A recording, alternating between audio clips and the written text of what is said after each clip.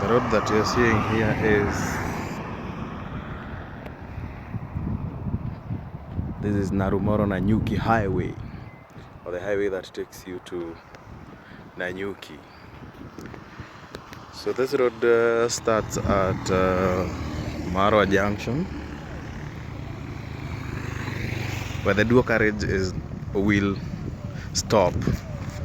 Now you make a right corner and you will take this road, and it will take you all the way to Nanyuki. First of all to Narumoro, Nanyuki, Isiolo, Meru, depending on the diversion, the turn that you will make. Yeah.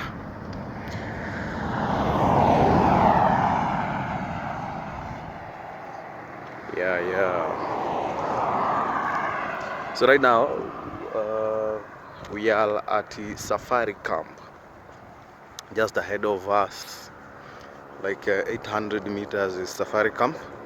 So safari camp is a very old, by the way, joint, and I think they do serve nyama choma. So that bike is very noisy.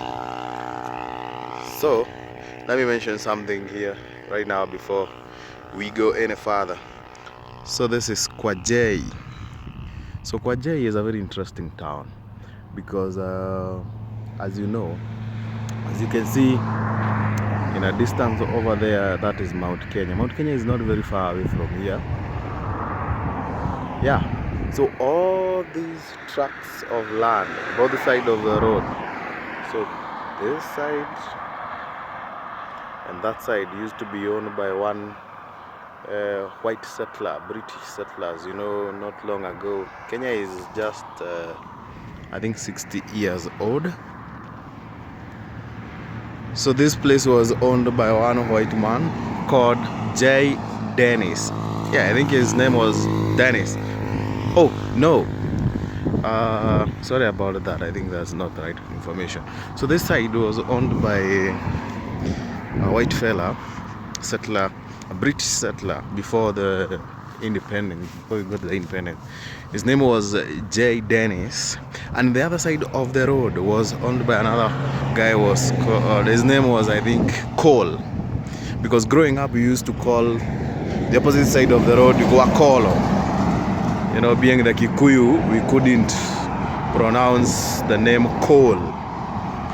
So the opposite side of the road over there used to be Guacolo. Cole, owned by that guy, Cole. So Kwajei came up as a result of, it was actually his, what they used to call move straight, what the Kikuyus now call Mofute. So that used to be his driveway, and he used to live way up there, almost near Mount Kenya, where the Mount Kenya forest starts. Because you know, the white settlers, the whites really love settling near mountains, forests, by the way. So that used to be his driveway. It was around 8 kilometers heading to his home. So yes, so that's how that town came to be. So when the land was taken away by the government, these lands were divided into sections that were later sold to Kenyans at a very cheaper price. My grandfather was one of those people who benefited from that particular thing, and yeah, so this place, they've been subdividing it. So there are good tracts of land here that are up for sale, and I've seen quite a number of guys from the urban centers coming over here and buying those lands, building their retirement homes, or whatever you want to call it. That's a good thing, by the way. So these are very productive areas. So yeah, so let's take this roadside walk for some minutes.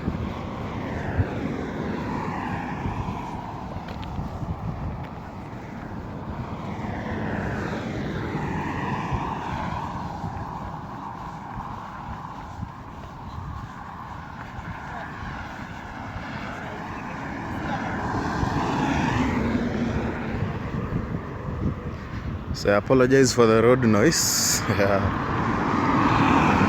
Isiolo Raha. So that one is heading all the way to Isiolo.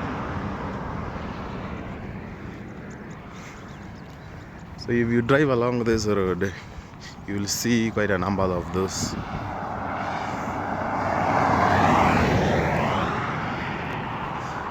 So let me tell you another thing. So growing up, as I have told you, we used to call the opposite side of the road Guacolo. And by that time in the 90s, when the government took over this land from him, they did not subdivide it like they did on the opposite side of the road, so that this land was not given over to the locals. So because this guy used to own a national reserve, what can we call it? Yeah, it was a conservancy. So where that blue house is, just behind it, that's where the electric fence was.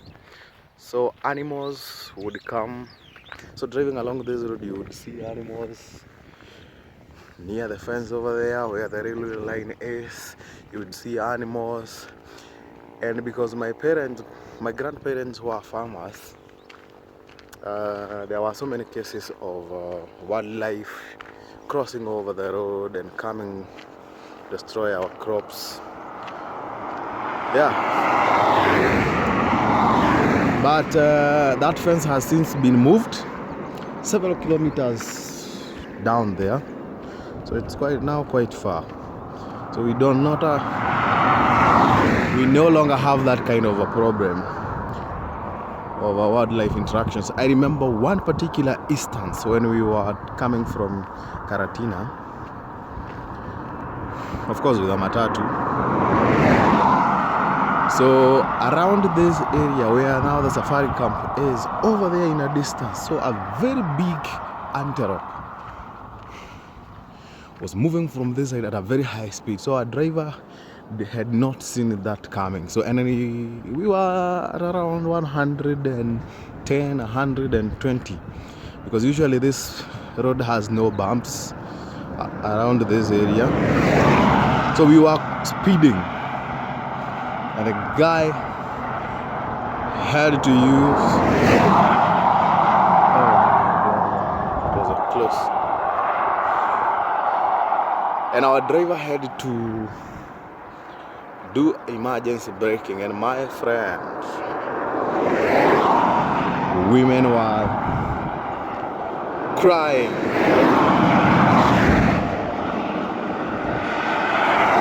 and wailing, thinking that we are just about to die. So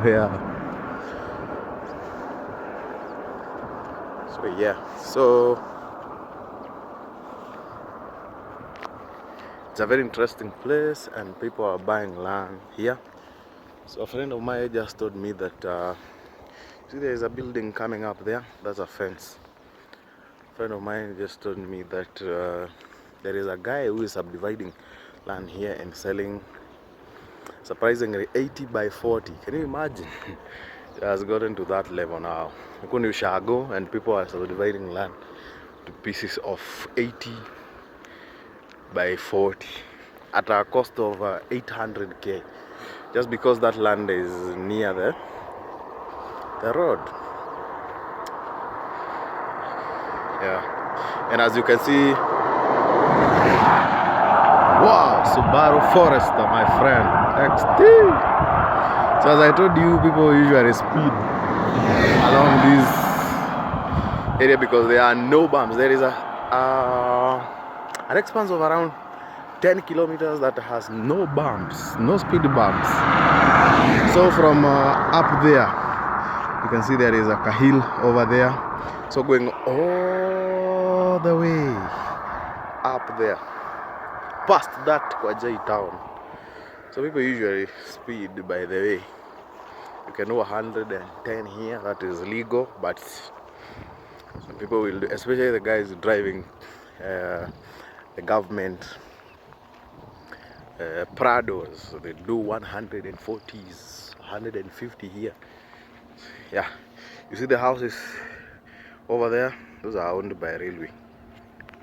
So those were once railway offices. That was once a railway station. I don't know whether they still use that. I don't know.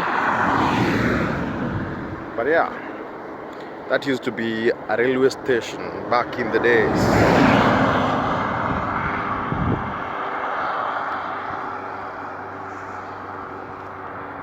That used to be a railway station back in the days. And yeah. So as I was saying, the fence was moved several kilometers down there. The Sorio Ranch now fence is a little bit farther down there. And some part of that land was taken over by the government and given to squatters who used to live. I think those guys were from Karatina. They were resettled here. Yeah. And one thing I can tell you is, anyone who is trying to sell you that land that is opposite Kwajay, they usually don't have paper, so you will not get a title deed. So yeah, as you can see, that is, look at that. But that guy is not over speeding anyway. That is a Nissan Patrol.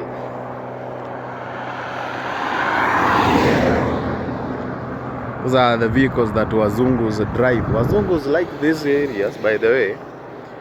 From here, going all the way to Nanyuki, you'll find in the morning big tracts of land. They drive 4x4s, pulling trailers that has motorbikes on them. So yeah, Wazungus like this area. So these areas are productive agricultural wise.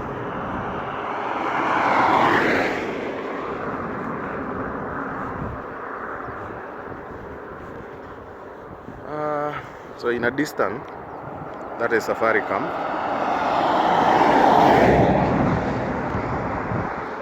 I don't want to go there. So let's go back.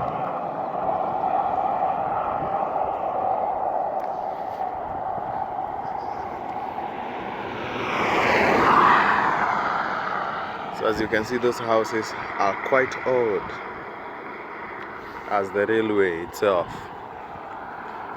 So not very far from here, there is a place called Karisheni. So Karisheni is an English word, by the way. It's a name actually taken from an English word that means carrying station.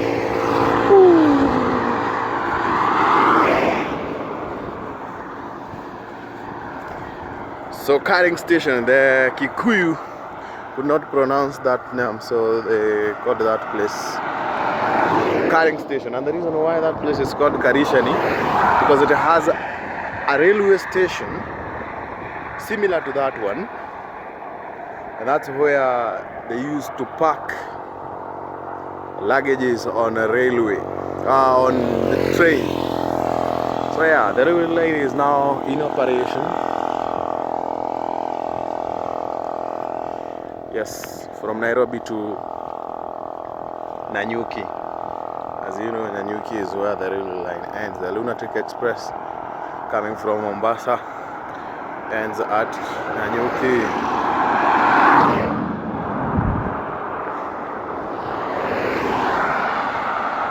So one of the things I will do, I'll caution you whenever you are driving along with this road, be very careful.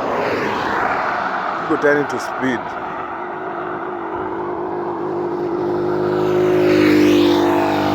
People do tend to speed, and I know at Kwajay I've heard of several people being killed when trying to cross the road because the opposite traffic was coming at a very high speed and they end up getting hit. And not very many people survive, by the way, because the guys are driving at a very high speed. So yeah, if you're looking to buy an agriculture productive land, you can come here. This is Narumoro. We are about 4 kilometers from Narumoro town. And by the way, do you know this road I've never seen a pothole on this road, by the way. And I think it was built way back in the 1990s. I have never seen a pothole on this road, and I've never seen it being repaired. So the contractor who did this did quite a good amount of work. Unlike now, the current roads, yeah. So during the old days when I didn't have so much to do, I used to do these roadside walks. They are therapeutic sometimes. So they help you to meditate sometimes, and in most cases where I found myself in a stressful situation and I did a walk like this, I would come back happy and with a solution to the problem that is bogging me down. So yeah, this is roadside walks.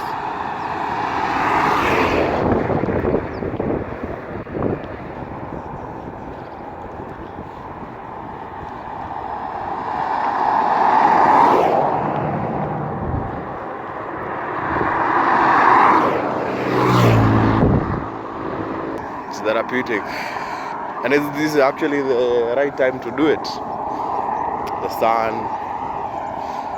is deep down, diving. Tourist vans. That was fast. The sun is setting, and unlike normal days, there is no that much cold.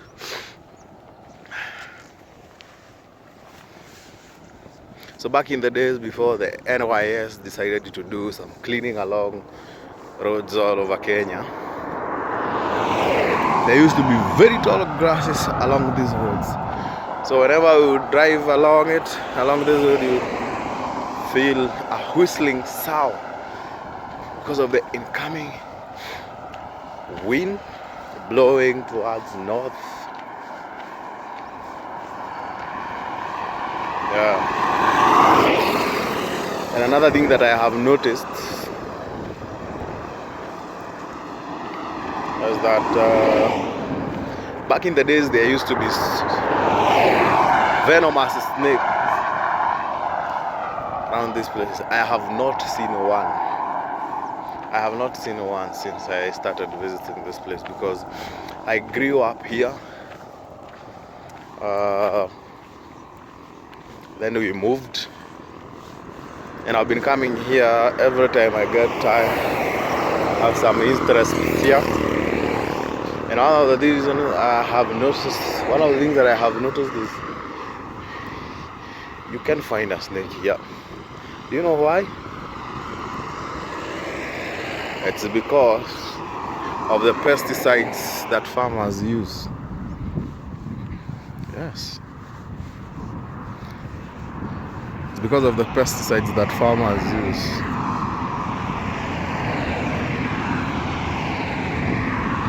It's very rare to find some things of that sort.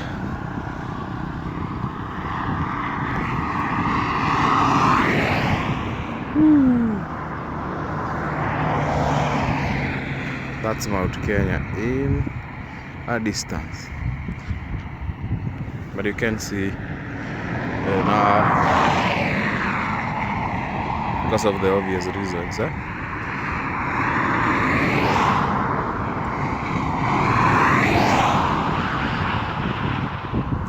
So I've talked to one of the guys in this town called Kwajay, and I was asking him, why is it that this place, over the years since I have known this place, there are only wooden shops. No one is building flats here. And the guy told me that the reason is because that this place is owned by one family. And now the kids who are now the age of my father are subdividing it, but they have not sold it. The reason why it's not growing is because it's owned by that family, and they have not decided to subdivide to sell it. So yeah, they decided to build wooden shops and rent them out. So that's the reason why the town can't grow. So back in the olden days when I was growing up, Chaka, the famous Chaka, the one that I know you must be conversant with that town. Why? Because there is a very big good place that was built there called Chaka Ranch. Chaka used to be just like this town. All the shops were wooden and it didn't seem to be developing. Right now, there are quite a number of flats coming up, and I've also realized that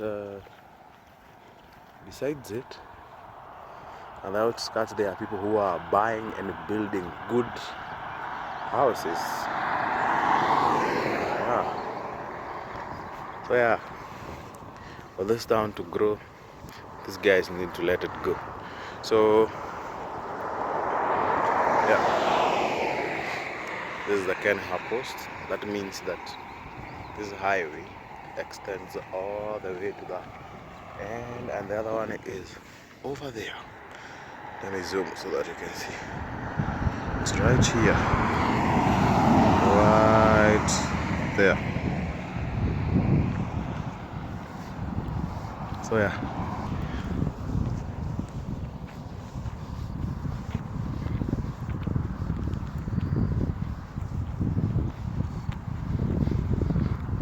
so from here to Nairobi to the CBD is 190. From Kasarani it's 165, and from Kasarani to the CBD is around 26 kilometers. So do the maths. It's around 190 kilometers here, and from Marua it's less than 30 kilometers. The dual carriage will come all the way to Marua, so it takes me around 1 hour 30 minutes to get to Karatina, another 15 to 20 minutes to get to Marua, and it will take you 30 minutes to get here, so it's not very far away. Yeah.